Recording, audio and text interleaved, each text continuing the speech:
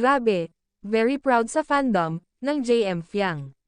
Naglabas sila muli ng pangatlong billboard para sa tribute ng kanilang idol na sina Big Winner, Sophia Smith, at Top 5 na si JM Ibarra. JM Fiang fandom, kudos sa effort nyo guys.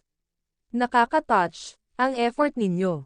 Solid na solid. Congratulations to all the people behind that billboard.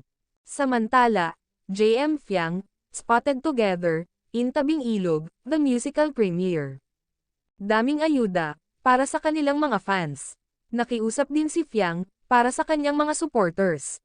Na wag i-bash si Jaren kung kay JM siya, my partner, at wag din i-bash si JM kung kay Jaren siya, my partner. Syempre, management pa din ang mag-decide para sa kanilang proyekto at maging makapareha. Kung mahal nyo nga naman si Fiang, accept at support nyo kung sino ang magiging makasama nito sa kanyang mga projects. Both JM and Jaren ay malapit na kaibigan ni Fiang sa BNK. Ang dalawang ito ay naging parte na sila ng buhay ni Fiang sa loob ng bahay ni Kuya. Parehas silang naging close ni Fiang at nakapalagayan ng loob. Parehas din silang nag-care kay Fiang sa loob ng BNK.